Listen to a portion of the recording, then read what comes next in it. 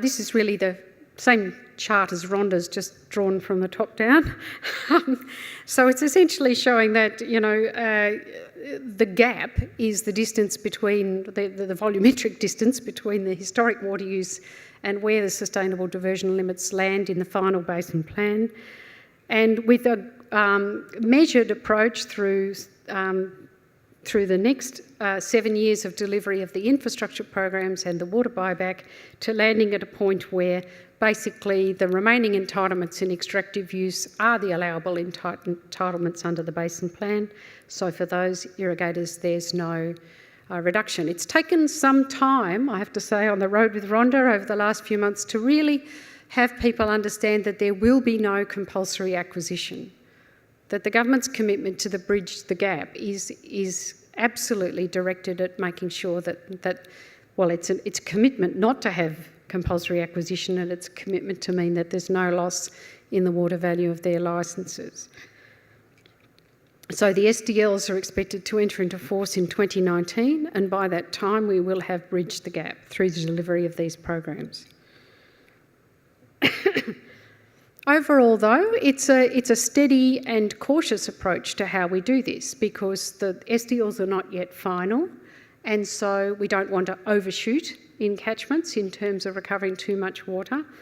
A rule of thumb essentially is sort of half by half. So if there's an amount remaining to recover in a catchment, to seek to have recovered around half of that by 2015 is a conservative approach, but it does provide for that measured adjustment to the change in water availability that Rhonda was speaking of, which really provides the best process of adjustment for the communities. Some things that we're working on in terms of, well, first of all, the commitment to prioritise infrastructure spending is real. The expenditure over the next few years on infrastructure is substantially more than that is on the books for buyback. In fact, the annual volume of buyback in cash terms will fall to around half what it has been before. So if you're just looking in terms of just straight expenditure, whereas infrastructure, now that the big projects are under contract and are ramping up, the outlays for infrastructure are really going to be quite significant in each year. For the buyback itself, it's looking at targeted purchasing, focusing the buyback in terms of looking to see what is going to come in from infrastructure, what's left to bring in, and focusing that in the catchments where there are substantial gaps to bridge. And looking, the water purchase program is set clearly in the market context, in the context of prevailing prices. And the other thing that comes up a lot in conversation around the basin is the mix of entitlements. It's really looking for a balanced portfolio of entitlements that in general will be a reasonable cross-section of the entitlement base in the catchment that is in irrigation hands, with a bias towards higher reliability entitlements, but also reflecting what is actually in the water market in those catchments. So if it's a New South Wales catchment where the bulk of the entitlement is general security, the bulk of our holdings will be general security. Whereas in Victoria, where you've just got high reliability water shares and low reliability water shares, the balance will be different. This graph just is a snapshot as at 31st of January as to where we're actually up to in terms of recovery. In the draft basin plan, the recovery needs are articulated in two forms. One is the in-stream requirement to meet the in-stream environmental needs, and the other is what's called a shared reduction or downstream needs. And this is, for the Southern Connected System, is a substantial figure. It's about 970 gigalitres. So you can see there the dark blue bar is how far we are in recovering the in-stream requirements, and then we're only a small way into the task of the downstream needs.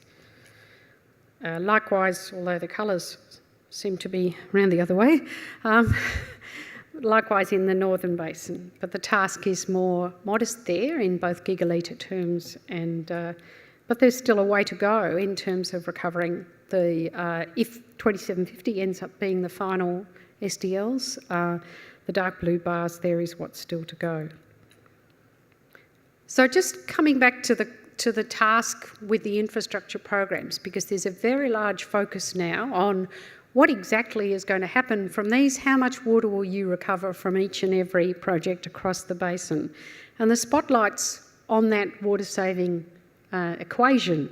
Often it boils down to what's called a market multiple, which is if you could have bought that water on the open market, compare it to the price of the project, is it 2, 3, 4 times the market price of water that you're going to end up spending to get that water back? Probably the most cost-effective projects in the infrastructure space are the on-farm projects, and they may become even more so depending on how we structure those projects in the future. But some things that we're looking at very closely, working with irrigation bodies and others, is looking at how we integrate better the infrastructure program and the water buyback, looking at how we have water sales that are closely associated with system reconfiguration, so assisting irrigation bodies to adjust their footprint at the same time as acquiring water sales off channels that are going to be closed and decommissioned. We're also very keen to avoid investing in areas that are going to be, that may not later have supply.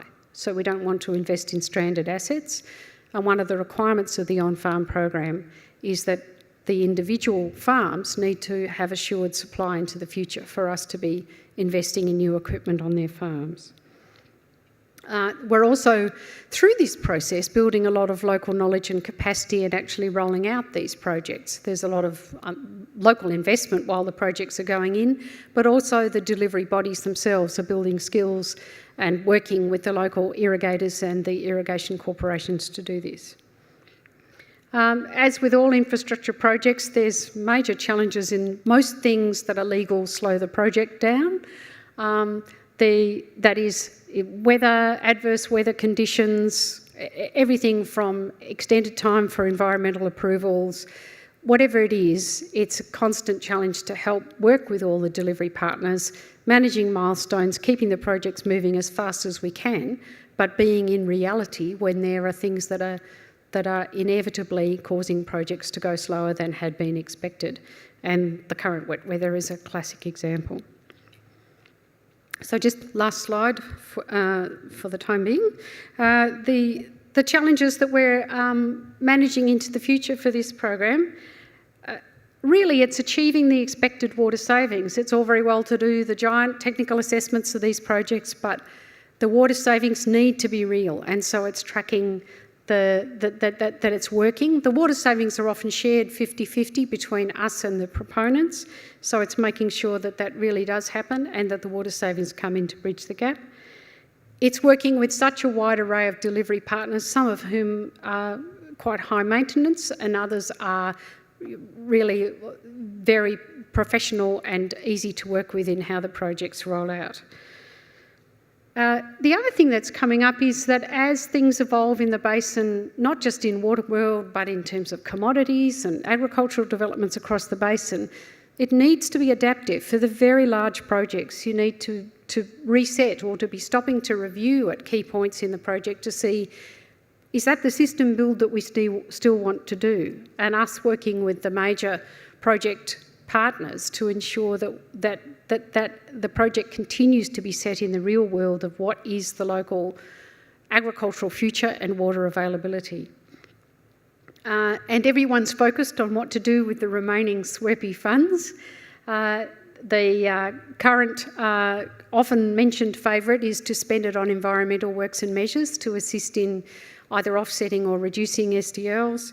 And that's probably the number one in terms of people's expectations, but there are strong candidates in all directions. The other one that's often put forward is just to spend more on on-farm works because the water returns are secure, they're good value compared with some of the larger refits, and they're a win in terms of positioning farmers for a more viable future, including just allowing as well as them retaining a share of water for production, for increased production, the increased productivity from the technology change is proving to be greater than we had expected. So there's very happy results from the first rounds of the on-farm program with a win for the farmers and a win in terms of water recovery to bridge the gap.